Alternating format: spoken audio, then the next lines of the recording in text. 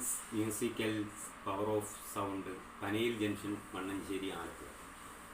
Phone number 8078264831. ഇതാണ് എൻ്റെ number.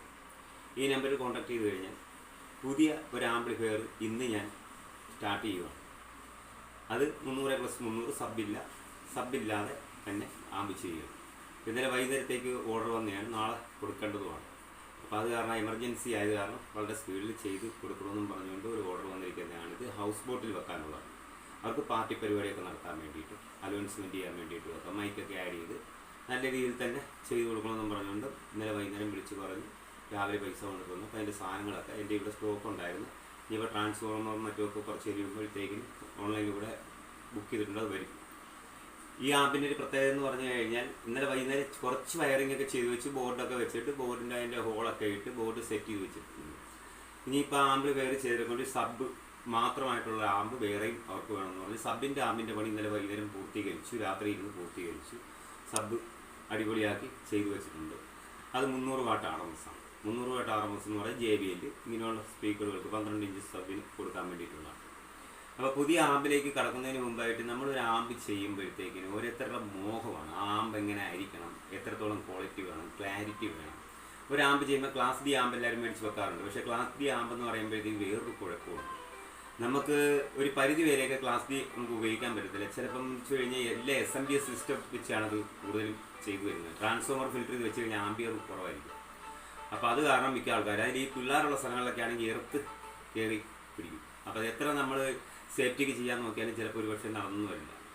ഇപ്പോൾ പുതിയൊരു ആമ്പിലേക്ക് ഞാൻ കടത്തുന്നതെന്ന് പറഞ്ഞു കഴിഞ്ഞാൽ ഇപ്പോൾ ഏകദേശം കഴിഞ്ഞ 5200 4 ട്രാൻസിസ്റ്റർ വെച്ചിട്ടുള്ള ആമ്പിലേക്കാണ് കിടക്കുന്നത്. ഇനി ആമ്പിലേക്ക് നമുക്ക് പോകാം. ആമ്പിൻ്റെ ഇൻറ്റീരിയർ ആദ്യം ഞാൻ കാണിച്ചു തരാം. ഇതാണ് ആമ്പ്.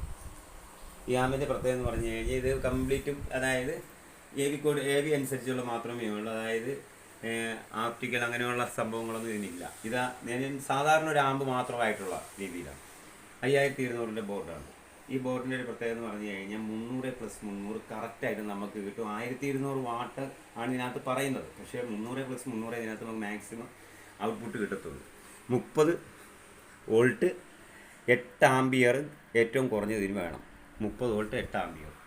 ഇത് സബിൻ്റെ അതായത് നമ്മൾ ഈ ബോർഡിനുള്ള കൺട്രോളിങ്ങും മറ്റുമൊക്കെ ആയിട്ട് നമുക്ക് കൊടുക്കാനുള്ള വോളിയം കൺട്രോളിൻ്റെയൊക്കെ ഒരു ബോർഡാണിത്.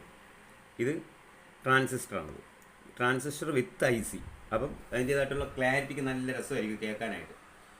ഇത് വില കുറവാണെങ്കിൽ ഇവർ 140-150 രൂപ റേഞ്ച് ഈ ബോർഡിന് വിലയുള്ളൂ. പക്ഷേ ഈ ബോർഡ് നല്ല ക്വാളിറ്റിയുള്ള ബോർഡാണ്. പിന്നെ ഫിൽറ്ററിങ് ബോർഡാണ്.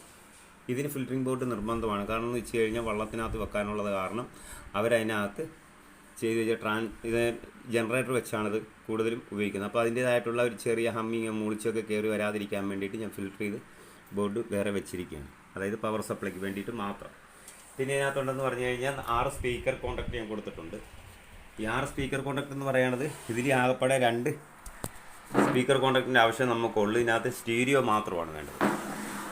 ഇത് ഇൻപുട്ട് ഔട്ടും കൊടുക്കാനായിട്ട് 4 AV ഷോക്കറ്റും സെറ്റ് ചെയ്തിട്ടുണ്ട്. ഒരു ഫാൻ മാത്രമേ ആഡ് ചെയ്തിട്ടുള്ളൂ. ഇനി 2 ഫാനും കൂടി ഇതിനകത്ത് വെക്കാനുണ്ട് എക്സ്ട്രാ. ഇത് അതിന് വേണ്ടിയിട്ടുള്ള സബ് ഇന്നലെ വൈകുന്നേരം ചെയ്തു. JBL സ്റ്റിക്കറൊക്കെ അടിച്ച് ഒട്ടിച്ച് എൻ്റെ ഒരു ഇതിൽ നല്ല കാണാൻ നല്ല ഇത് വേണം, ഭംഗി വേണമെന്ന് പറഞ്ഞപ്പോൾ 300 വാട്ട് RMS ചെയ്ത് വെച്ചിരിക്കുന്നതാണ്. ഇത് JBLൻ്റെ സബ്. ഏത് സബ് വേണമെങ്കിലും നമുക്കിതിനകത്ത് ആഡ് ചെയ്യാം. 12 ഇഞ്ച് കുറയരുത്. 350-400 വാട്ടിൻ്റെ എങ്കിലും കുറഞ്ഞ് കൊടുത്താൽ ഇതിൻ്റെ ആ ഒറിജിനാലിറ്റി വർക്ക് അങ്ങോട്ട് വരുള്ളൂ. ഇതിൻ്റെ അകത്തിരിക്കുന്ന ട്രാൻസ്ഫോമർ 27 വോൾട്ട് ആണെങ്കിൽ തന്നെയും 10 ആംബിയറാണ്. ഇതാണ് ഇപ്പോഴത്തെ ആംപ്ലിഫയർ. ഇത് ചെയ്ത് പൂർത്തീകരിച്ചിട്ട് ഇനി അടുത്ത ഒരു വീഡിയോ ഞാൻ ചെയ്യാം. ഓക്കെ, നമസ്കാരം.